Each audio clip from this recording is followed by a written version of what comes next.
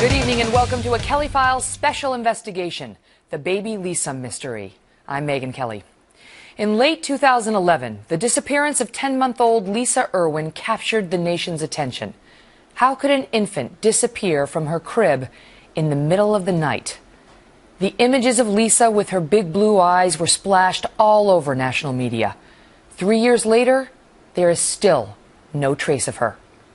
There are suspicions, most of them involving Lisa's mother, Deborah, who was at home that night and says she was sleeping. Fox News would later break the fact that Deborah admits to being so drunk she may have blacked out on the night in question, but Deborah has always denied involvement in her daughter's disappearance. As the months passed, the searches eventually stopped, and the story faded from the spotlight. Until now. The Kelly File has obtained never-before-seen interviews of Lisa's parents in the days immediately after her disappearance. Secret tapes recorded by a former top CIA officer, a government-trained spy and interrogator. And what he found could change everything you thought you knew about this case. What involvement did you have in the disappearance of Lisa? Sorry. Is there any evidence that indicates that you were or are involved? Jeremy, is there any reason that anyone will come forward with evidence, legitimate evidence or information that would indicate or identify involvement on your part with your daughter's disappearance? No. You know Deborah had put her in the crib. Because of her reaction when I said she's not in there. So what happened after that? So I said she's not in the crib, she's not in the crib. And that's when all hell broke loose and we were just running all over and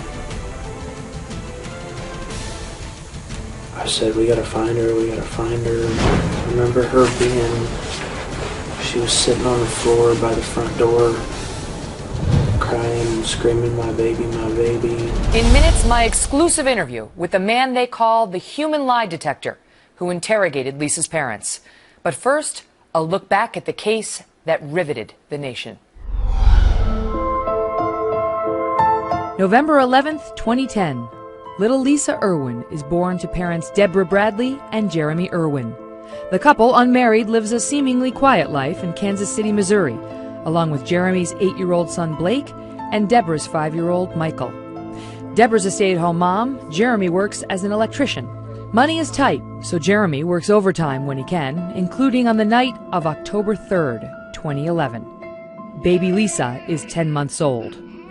Jeremy leaves the family home around 5:30 in the evening. Within hours, disaster will strike.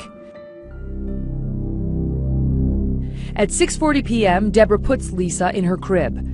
Then she heads to her porch to visit with a female neighbor. The pair will spend hours on the porch drinking wine, lots of it. Deborah goes to bed 4 hours later. She initially tells police that she checked on Lisa, who she says was asleep in her crib. She turns out all the house lights and goes to sleep with her son Michael in her bed. The time is 10:40 p.m. At 4 a.m., Jeremy returns home. Immediately, he notices something unusual. All of the house lights, he says, are turned on, and the front door is unlocked. He tries to wake Deborah, but she is groggy, so he goes to check on Lisa. And here begins the story of every parent's nightmare. His 10-month-old daughter is gone from her crib. His baby appears to have vanished. Jeremy tells Deborah. He says they both become distraught. He runs next door, banging on the neighbor's door. The neighbor answers, and he asks whether Lisa is there. He's told she's not. He returns home and says he now notices that the 3 family cell phones are missing from the kitchen. He uses his work phone to call 911. Authorities show up and begin searching for the girl. Jeremy tells police about the lights in the front door and something else he noticed. He says in their computer room down the hall from Lisa's bedroom, the screen in the window appears to have been tampered with. Investigators search the area, but there's no sign of little Lisa. They tell the public the parents are cooperating. The next day, the story goes national when Jeremy and Deborah appear on TV to beg for Lisa's safe return. Please, bring her home. Our 2 other boys are waiting for her, please. Just drop her off anywhere. We don't care. Just somewhere safe where she can come home, please. Deborah is soon given a lie detector test. She later reveals police claimed she failed. Within days, the Kansas City police say the parents are no longer cooperating, which Deborah and Jeremy deny. 1 week after Lisa went missing, the FBI and police stage a break-in to discover ways an intruder could have entered the home. Police find climbing through the tampered window is actually rather difficult and conclude the intruder would have made noise. Fox News also traveled to Kansas City and visited the Irwin house. This right here is the window through which the family believes the intruder entered their home on the night in question. It leads into a computer room. Through that computer room, you can get to baby Lisa's room. Right over here is the family's backyard. You can see it's fenced in. They say they have a dog who stays in this backyard normally 24/7. They did not hear their dog bark. And right here is the neighbor's house. They also have a dog. Here he comes, who also stays in the backyard 24/7. His family tells me that he barks at just about anything. Over the next few days, firefighters drain a well under the porch of an abandoned nearby home. And Missouri Governor Jay Nixon orders a one-day deployment of 25 National Guardsmen to help with the search. Still, nothing comes of it. Then, 2 bombshells. This is a Fox News alert on breaking developments in the disappearance of 11-month-old Lisa Irwin. Yesterday, America Live unearthing major new developments in this story. I flew to Kansas City, Missouri, and sat down for a 2-hour one-on-one interview with little Lisa's parents, Deborah Bradley and Jeremy Irwin. During that interview, Deborah admits to heavy drinking on the night her daughter disappeared, telling Fox News she drank 5 to 10 glasses of wine. And then she changes the entire timeline of the evening. She now claims she's not sure if she checked on her baby at 10:40 as she originally claimed. She says she thinks the last time she saw her child may have been at 6:40 p.m. Let's talk about the wine.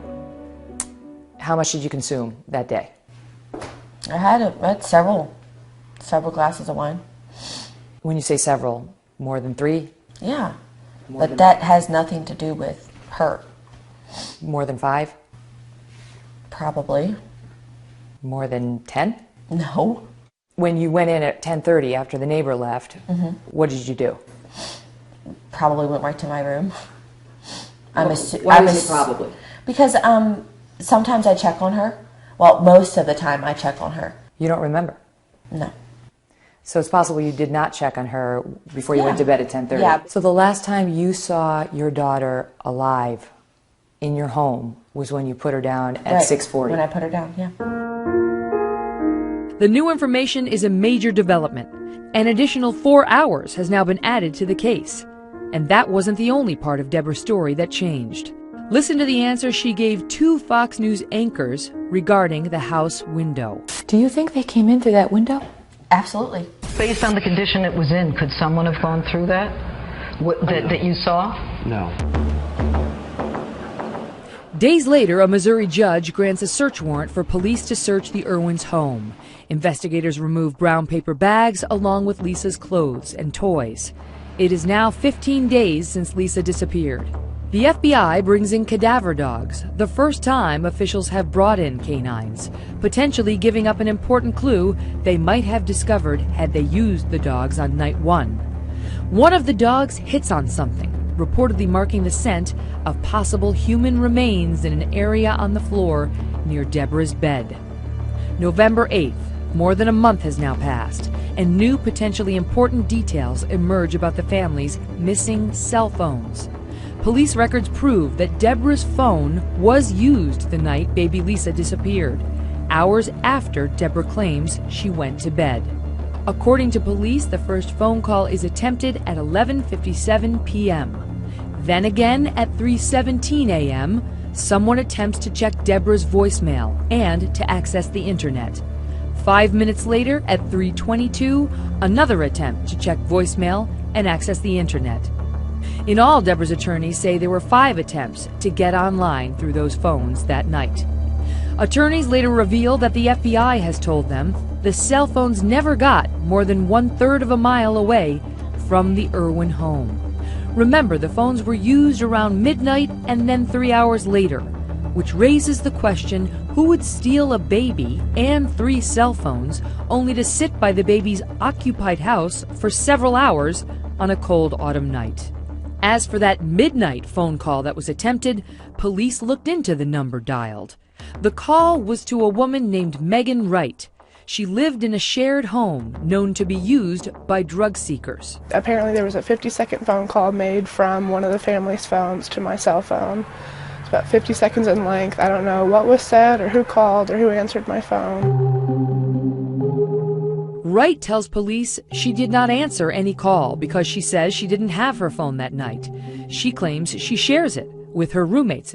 Wright also says she does not know the Irwins, who live about a mile away. And the Irwins' attorneys say cell phone records show no prior calls between Megan's number and Deborah or Jeremy for the several months checked before Lisa disappeared. And now, a new twist develops in the case. Megan Wright claims her ex-boyfriend might know the Irwins. He's a neighborhood handyman known as John Jersey Tanko. He's referred to as Jersey Joe. A man with a criminal record, a man who is bald, and a man who just happens to fit the description given by 3 of the Irwins' neighbors who tell police they saw a bald man with a baby on the night of Lisa's disappearance. Another neighbor claims Jersey once broke into a home only a block away from Lisa's house. Deborah's attorney pushes a claim that Jersey was heard bragging about collecting $300 to steal baby Lisa. That claim is never verified.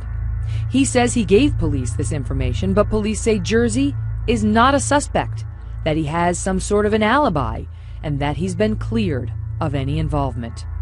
The Irwins want Jersey investigated, but police aren't biting. Late in the case, Deborah's attorney reveals she didn't actually fail the police-administered polygraph test. He says police admitted to him that they lied about that to try to force a confession.